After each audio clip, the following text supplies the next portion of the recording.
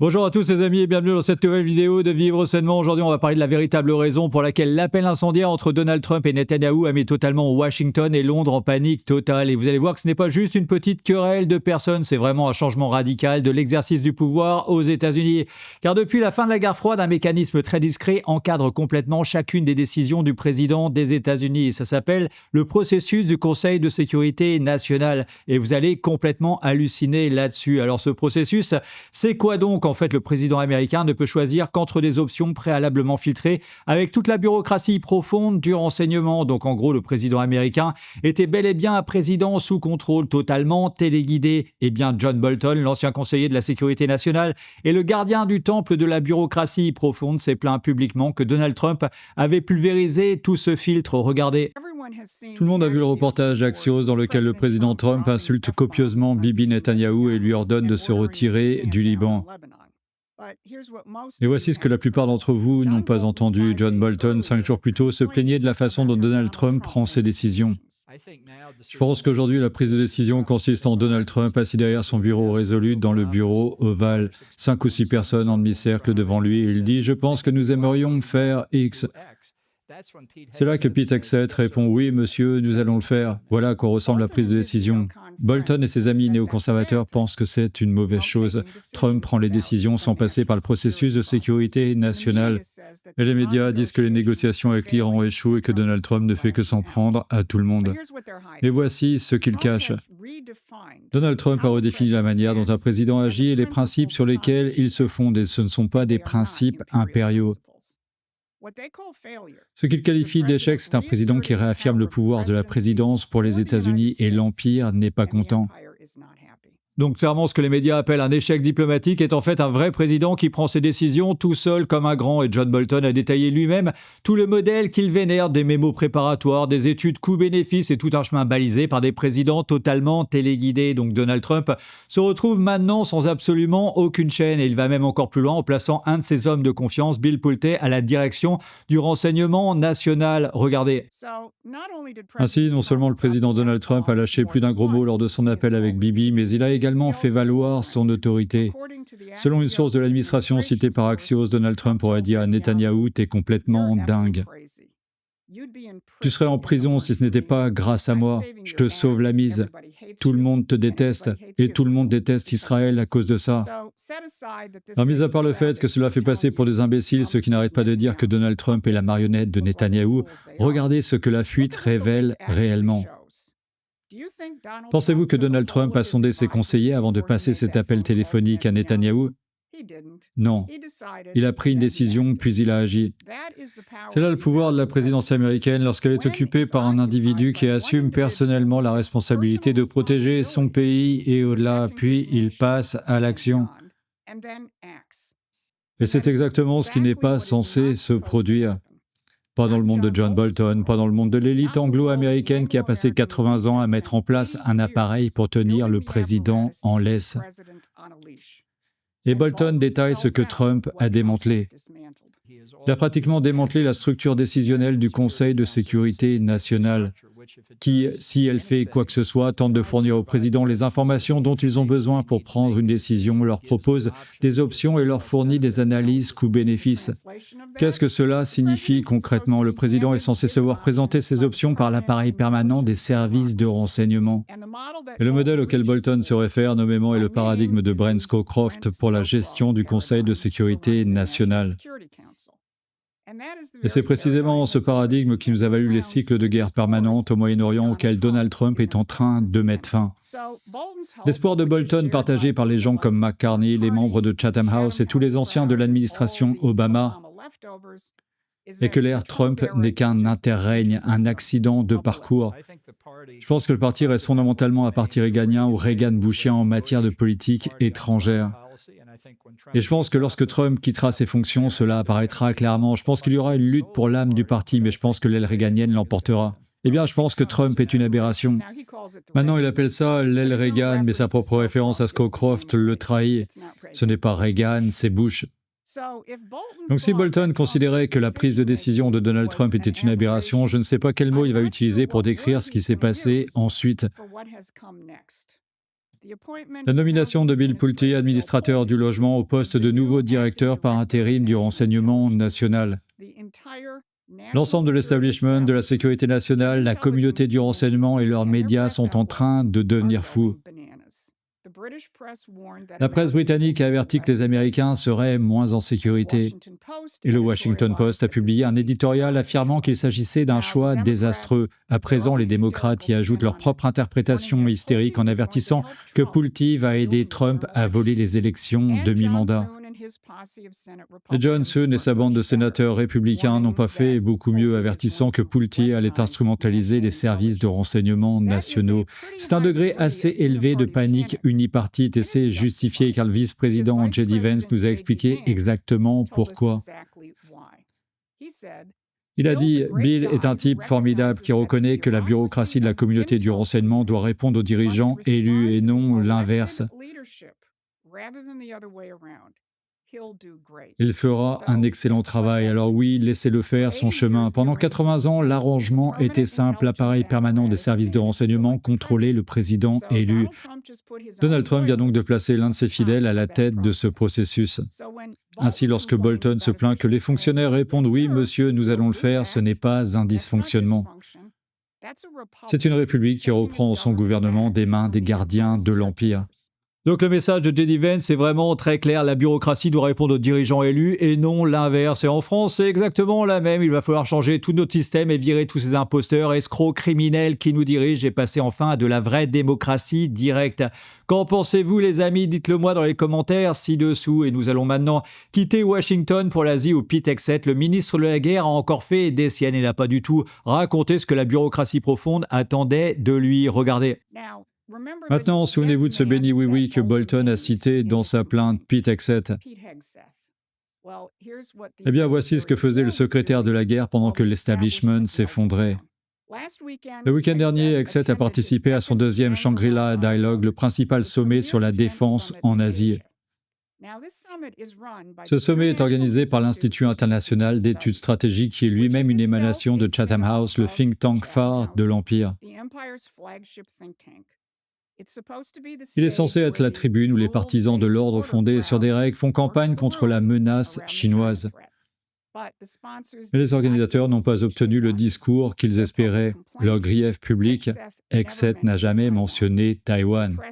La presse a présenté cela comme une faiblesse face à la Chine, mais ce n'était pas le silence sur Taïwan qui faisait l'actualité, c'était le fond. Car Hegseth s'est tenu sur la scène même de l'Empire et en a ébranlé les fondations.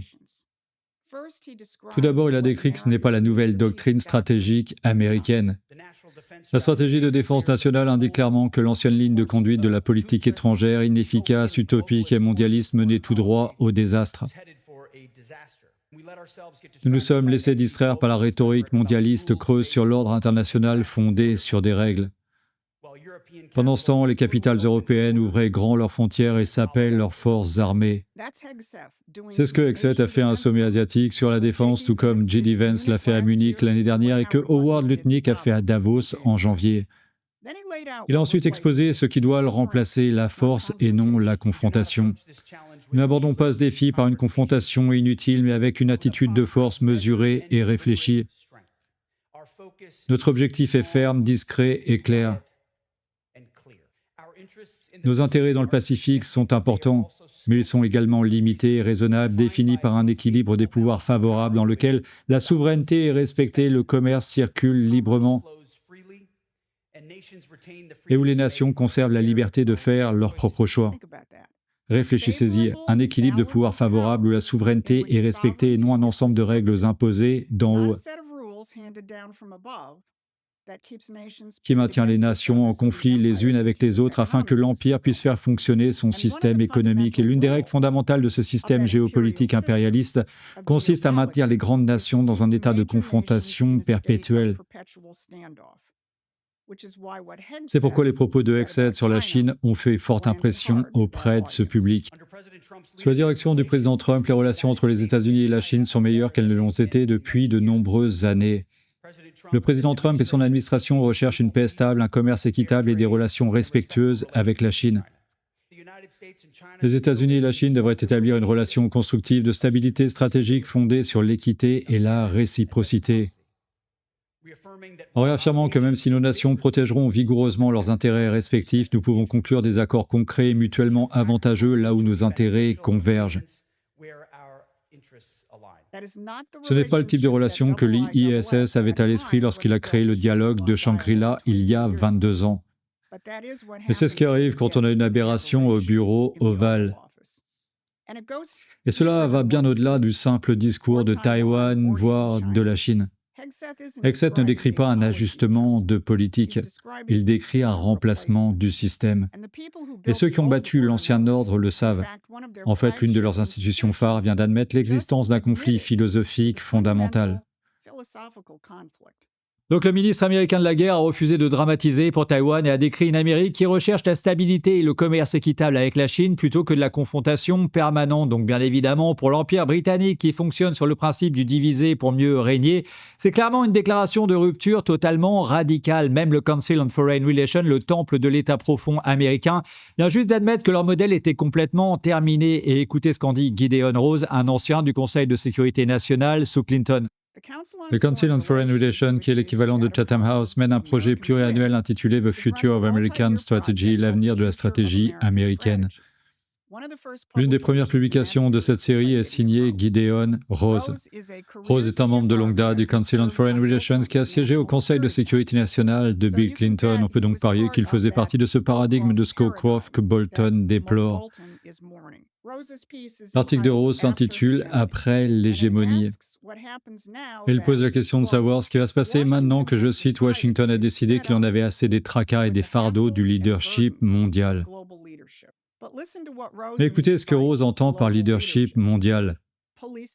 Veiller au respect des biens communs mondiaux, maintenir un système commercial mondial ouvert et contribuer à la fourniture de biens publics mondiaux. Mondial.